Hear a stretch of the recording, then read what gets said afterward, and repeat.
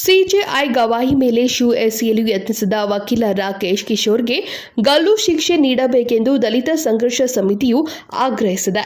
ಇಂದು ಬೆಳಗಾವಿಯಲ್ಲಿ ಪ್ರತಿಭಟನೆಯನ್ನ ನಡೆಸಿದ ದಲಿತ ಸಂಘರ್ಷ ಸಮಿತಿಯು ಸಿಜೆಐ ಗವಾಹಿ ಮೇಲೆ ಶೂ ಎಸೆಯಲು ಯತ್ನಿಸಿದ ವಕೀಲ ರಾಕೇಶ್ ಕಿಶೋರ್ಗೆ ಗಲ್ಲು ಶಿಕ್ಷೆ ನೀಡಬೇಕೆಂದು ಆಗ್ರಹಿಸಿದರು.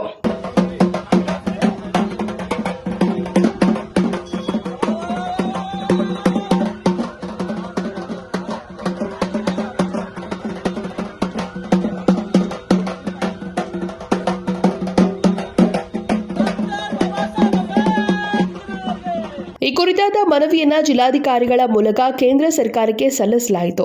ಸಿಜೆಐ ಗವಾಯಿ ಮೇಲೆ ಶೂ ಎಸೆಯಲು ಯತ್ನಿಸಿದ ವಕೀಲ ರಾಕೇಶ್ ಕಿಶೋರ್ಗೆ ಅವರ ವಿರುದ್ಧ ಕಠಿಣ ಕ್ರಮ ಕೈಗೊಳ್ಳಬೇಕು. ಭಾರತೀಯ ಸಂವಿಧಾನ ಮತ್ತು ಡಾಕ್ಟರ್ ಅಂಬೇಡ್ಕರ್ ಅವರ ಅಪಮಾನ ದೇಶದಲ್ಲಿ ಮೇಲಿಂದ ಮೇಲೆ ನಡೆಯುತ್ತಿವೆ. ದೇಶ ಸ್ವತಂತ್ರಗೊಂಡು 70 ವರ್ಷ ಕಳೆದರೂ ಇಂದಿಗೂ ಜಾತಿವಾದ ನಿರ್ಮೂಲನೆಯಾಗಿಲ್ಲ.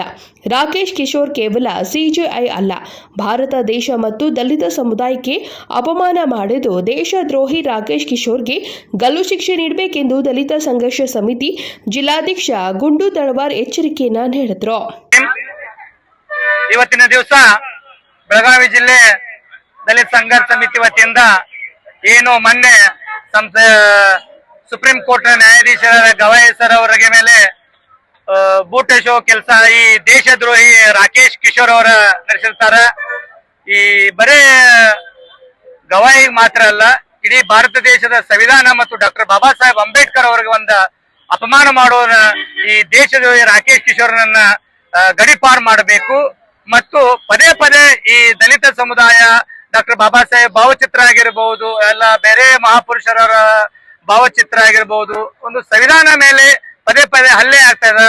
ಹೀಗೆ ಗಾಯ ಆರೋ ಮುಂಚೆ ಒಬ್ಬ ಗೃಹ ಸಚಿವ ಅಮಿತ್ ಶಾ ಅವರ ಕೆಲವೊಂದು 6 ತಿಂಗಳ ಹಿಂದೆ ಒಂದು ಹೇಳಿಕೆಯನ್ನು ನೀಡ್ತಾರ, ಅಂಬೇಡ್ಕರ್ ಅಂತ. ಅದ ಮಾಸೋ ಮುಂಚೆತನೆ ಇವತ್ತು ಒಬ್ಬ ವಕೀಲ ಈ ದೇಶದ್ರೋಹಿ ರಾಕೇಶ ಒಬ್ಬ ಸಂವಿಧಾನಬದ್ಧವಾಗಿ ಒಬ್ಬ ದಲಿತ ಒಬ್ಬ ಜಡ್ಜ್ ಆಗಿ ನನ್ನ ಕಾರಣಕ್ಕ ಅವನ ಮೇಲೆ ಬೂಟ್ ಹೋಗೋ ಕೆಲಸ ಮಾಡ್ತಾನ. ಅದಕ್ಕ ಇಡೀ ದೇಶಾದ್ಯಂತ ರಾಜ್ಯಾದ್ಯಂತ ನಾವು ಪ್ರತಿಭಟನೆ ಮಾಡ್ತಾ ಇದಾವ. ಆ ದೇಶದ್ರೋಹಿ ರಾಕೇಶ್ ಕಿಶೋರ್ನನ್ನ ಬಂಧಿಸಿ ಗಲ್ಲು ಶಿಕ್ಷೆ ನೀಡಬೇಕಂತ ಈ ದಲಿತ ಸಂಘರ್ಷ ಸಮಿತಿ ಈ ಬೆಳಗಾವಿ ಜಿಲ್ಲೆಯಿಂದ ಆಗಸ್ತೈತೆ ಅಂತ ಹೇಳ್ತಾ ಇದೆ. ಈ ಸಂದರ್ಭದಲ್ಲಿ ದಲಿತ ಸಂಘರ್ಷ ಸಮಿತಿಯ ಪದಾಧಿಕಾರಿಗಳು ಮತ್ತು ಕಾರ್ಯಕರ್ತರು ಹೆಚ್ಚಿನ ಸಂಖ್ಯೆಯಲ್ಲಿ ಭಾಗಿಯಾಗಿದ್ದರು. Vinod Kolkar, KMM Kannada news, Belagavi.